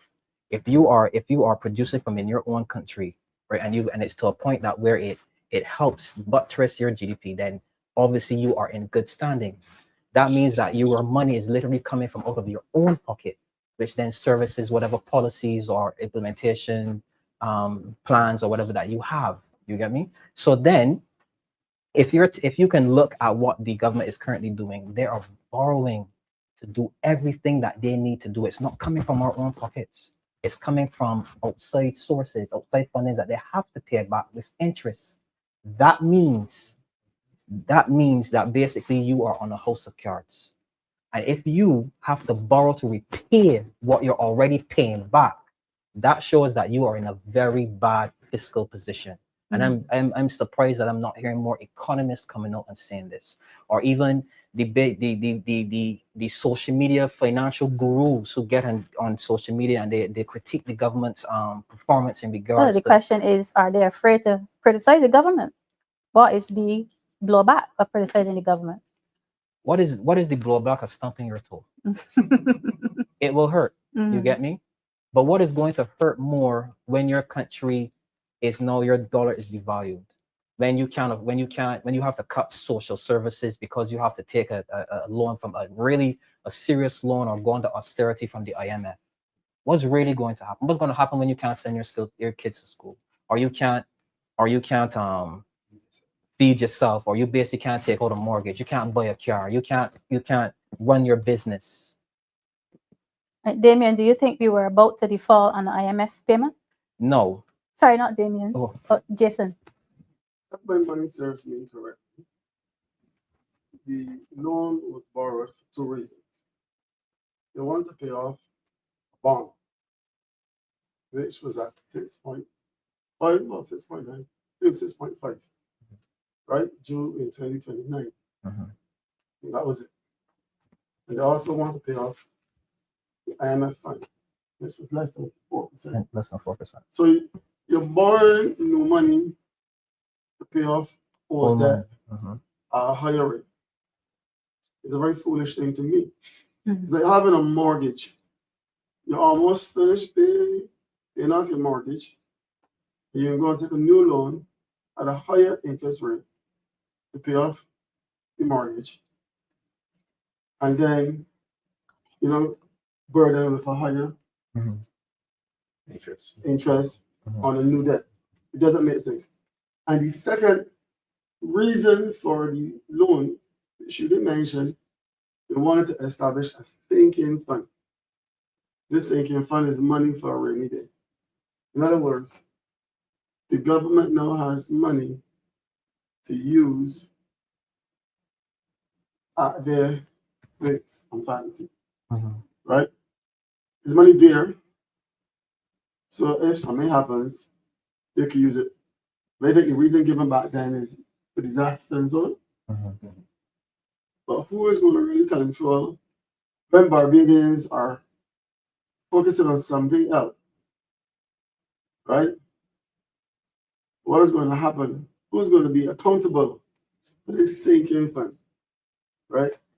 I think that was perhaps part of the reason to get this loan.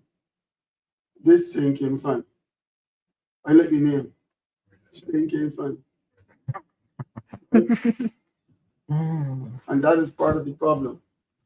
So you claim you're going to pay off the IMF loan and the bonds, then part goes to the sinking fund. And there's no real accountability there how that money is used. Right? As far as I'm concerned, we could have done without going to the IMF for this loan. Right? And your question was? Were we about to default on a payment? Let's be careful answering that question. I will leave that there. Let's be careful answering that question. Let's just leave that open-ended for the time. David? The question was again. Do you think we were about to default on an IMF payment? I'll be honest with you, right? I don't know I don't think we should have even had to go to the IMF in the first place, 2018.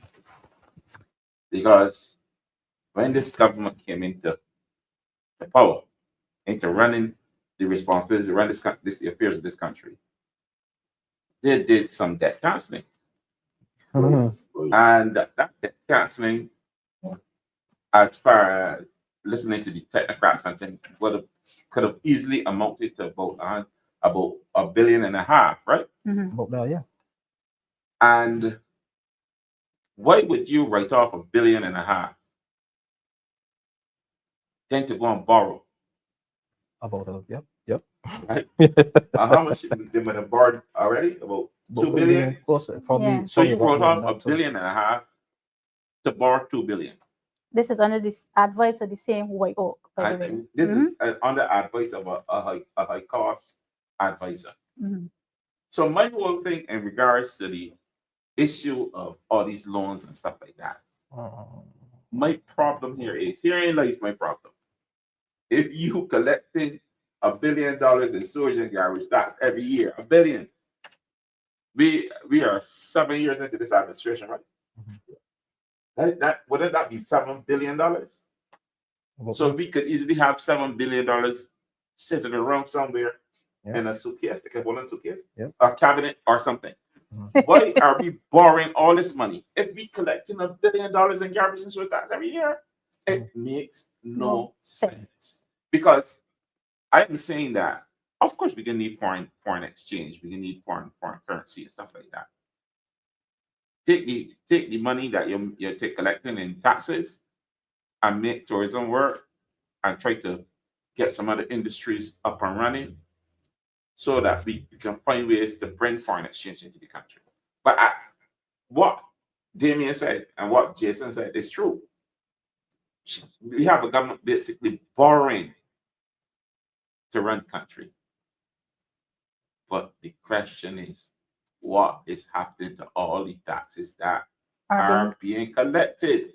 If we collecting $1 billion a year alone in sewage and garbage tax, what is happening to the fuel tax? What is happening to the foreign exchange tax?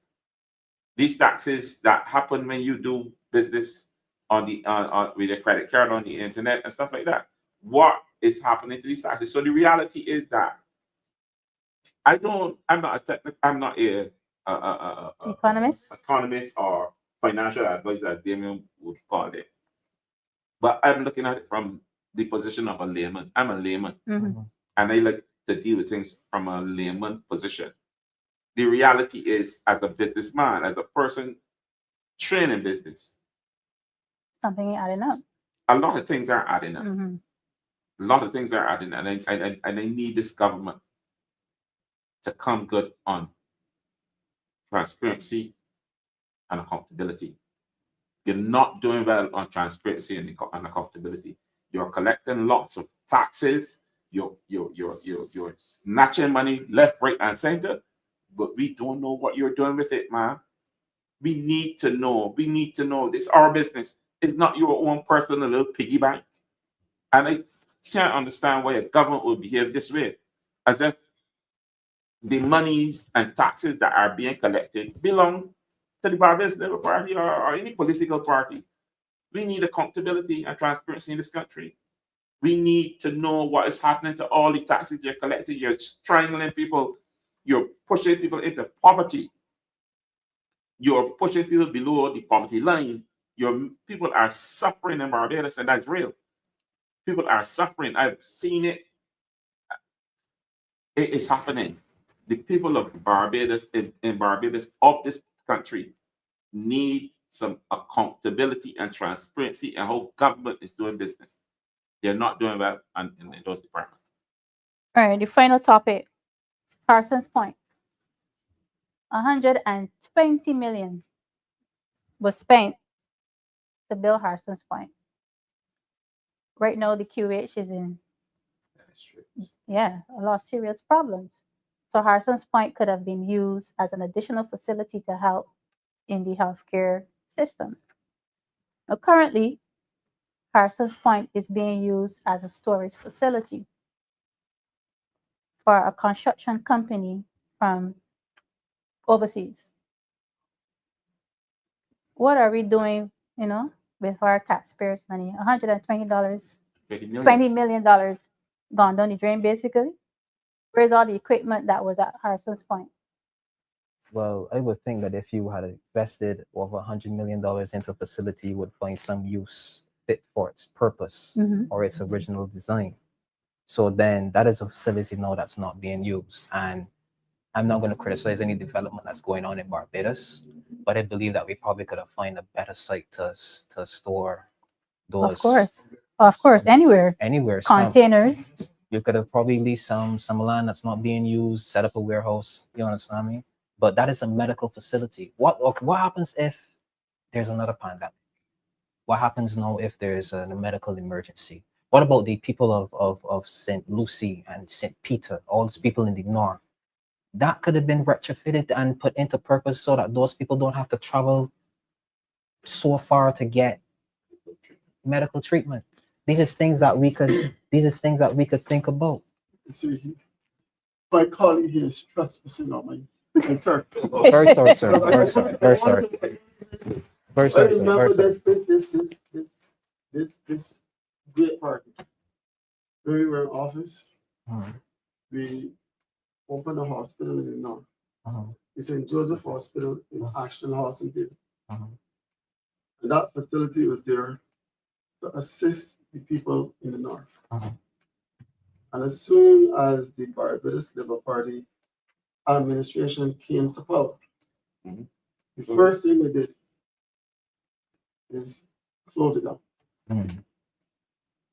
It is quite unfortunate because pregnant woman about to give birth, a man with asthma, someone with a serious injury could hardly wait Mhm.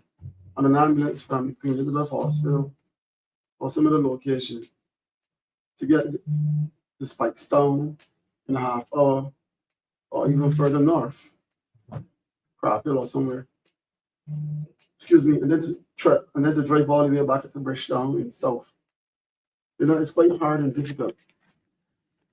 And it says to me that the Barbados Labour Party-led government is not a caring government insofar as helping the people in the north with medical facilities. There's a slap in the face. Because if you have a medical facility at Harrison's Point in Lucy, and you turn it into a warehouse, right? You're not managing the people's money properly. And indeed, it says to me you don't care about the people in St. Peter and the north of Barbados. And like my colleagues, I'm not going to criticize any company doing business in Barbados because the projects must go on. And when we come together, come to government, we will facilitate those projects too. But this government is not managing the affairs of the people of Barbados. To turn a medical facility into a warehouse is a shame. After spending $120 million taxpayers' dollars, they should be put in political prison. for doing that. David? And I am sure that the people of Barbados will hold them accountable whenever the next general election is called. I agree with you, Jason. I am with you, brother. The reality is that healthcare in Barbados is in crisis. Whether we want to believe it or not, you go to the polyclinic, services in the polyclinic are basically pegged down, pegged back. But the reality is that it is in crisis and people in Barbados are afraid, they are scared. They are concerned. They're concerned because how can you be comfortable going to our primary healthcare institution and got to sit, in some cases, sit in an area for 2 or 3 days before you get proper attention? The reality is that the facility at Harrison Point, $120 million in $120. $120 million is a lot of money. And a lot of us will live and die and never see $120 million. So the reality is that it is a slap in the face of taxpayers. The way these people are using taxpayers' money as if it is monopoly money. The reality is that this government does not seem to have any respect for the funds, for the resources of the people. That's my pet peeve right here in this segment. They don't seem to have any respect for the resources of the people. They seem to spend it as if it is their own personal piggy bank. The reality is you got the highest paid consultants. You're paying consultants at exorbitant fees. You're throwing away $120 million too. Along with that, this is unacceptable, and the people of Barbados should be marching for this one. I guess they maybe they need me to lead the march. I will do it. But the reality is that what is happening to us, the taxpayers of Barbados, is unconscionable. Mhm. It is unfair, and it shouldn't happen. Not with a government that came to power claiming Take that care. they care and that they came in campaigning on a ticket of accountability And transparency. and transparency. And up to 7 years later, it is the cloudiest, what David Thompson called them? Smoke and mirrors. I mean, it isn't just normal smoke. This is the type of smoke you see kind of these Fog. ZRs and things, the Fog. black smoke. Fog. This is just this is black smoke. This is horrible smoke. Fog and There's mirrors. too much smoke associated with this government. Mhm. There's too much being hidden from the people of Barbados. We need you all to be accountable to the people of this country. The fact is, I am uncomfortable with the state of affairs in Barbados. I'm uncomfortable with the fact that I know nothing about all the taxes that you're collecting on our behalf. And as a member of this great nation of Barbados, I am calling for for real accountability and real transparency from this government. If you're not capable of doing that, please step aside. Step aside and let us do the work. Let us do the work. We are honest voices for the people of Barbados, and we intend to do it honestly. And that's what it's all about. I'm not here to play games. I'm here to serve, and to serve with integrity. There's no integrity right now. We need integrity in this country. And to add on to what you were saying, comrade, notice where the priorities lie. They granted concessions to private medical institutions and closed our public medical facilities. Just look at where their priorities lie, just to add to that. So the top. So wait, are you saying that very soon that the average Bajan can't get medical care then? Not free one. They have to pay. You're gonna have to pay for it. If we can't even pay the sewage and water and garbage, that how we gonna pay for medical services? So the topic for tonight, foresee or the 4 C's. So my final question, what do you foresee in Barbados? Damien. I foresee us taking the government. That's what I see. I foresee us bringing accountability and a promise of transparency.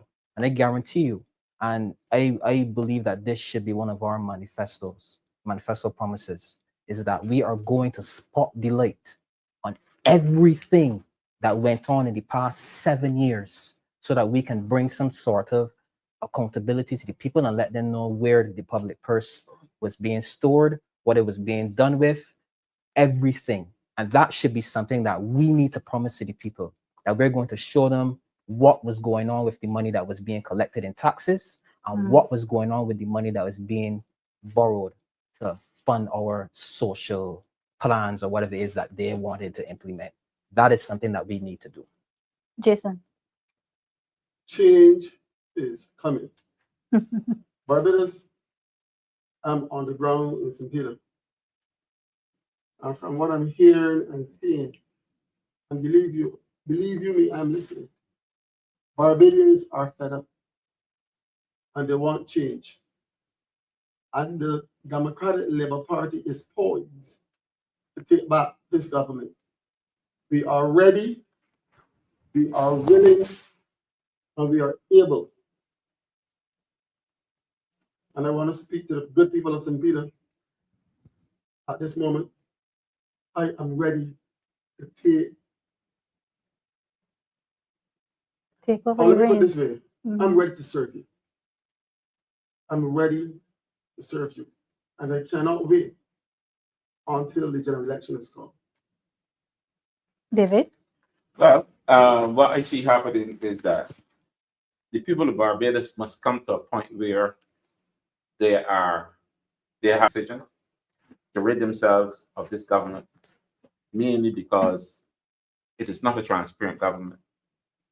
And I am, just like Jason said, I want to speak to the people of St. George North and let them know that the lack of representation that you've had over the last 5 years will come to an end. And I will continue to serve you as I have served you before. And I will continue to work on your behalf, because at the end of the day, it has to be about service to people.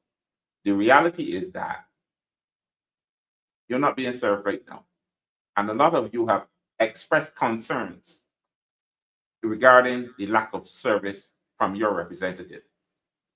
So what I'm looking forward to is a general election in Barbados being called, so the people of Barbados can have an opportunity to bring about the change that they need, so that we can have some transparency and accountability in government. Right. We recently had a small delegation of Democratic Labour Party members visiting USA, particularly in Connecticut and New York. Coming up soon in August, around the 9th of August, I think, there will be another delegation from the Democratic Labour Party visiting London. So we're just going to play a small snippet.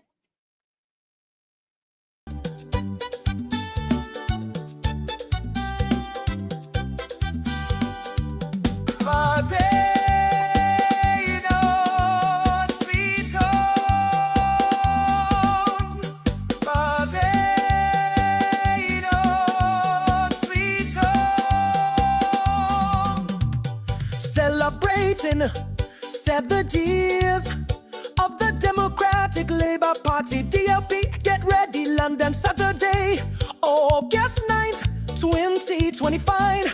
We're celebrating 70 years of the Democratic Labour Party, DLP.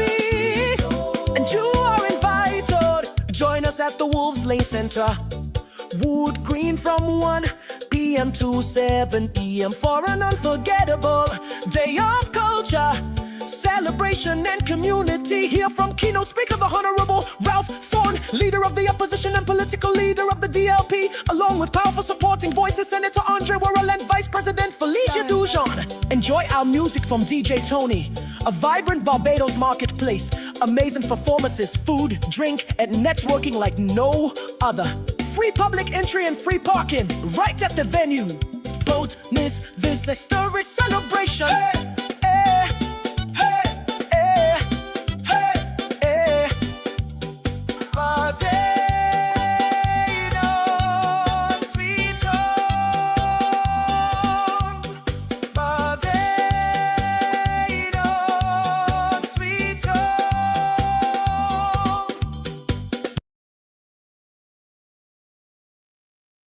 All right, thank you for my guests for joining me tonight. We have come to the end of our show. And thank you to all the viewers online for joining us another day for DLP TV. Continue to like and share and subscribe to our YouTube page. Have a good night and see you next time. Oh, yeah, yeah. Aye, aye, aye. Oh, yeah, yeah. Aye, aye, aye. Walaka, walaka. Can't drive on the road at night, cause you come with you like so bright, like you won't blame me for spite. It is overbearing. Me and you never had no war. Why you spot the light on me for? Is it accidental or you just so uncaring? Every day you bout here complaining all the things that ain't going right. From now on I will be explaining which place you could spot the light. Spot the light in the parliament and see who is looking out for you or barely fooling we. Spot the light in the right places and find out who is on the people's side and who's selling out. Don't spot it on me, you joke. I don't be at no port when guns coming in. I am sure cowboys and Indians, no, don't spot it on me, you idiot. When taxpayers' money waste, don't spot it in my face. You better spot the light and who run the place. I don't run the government. I know if they're competent. Don't spot it on me,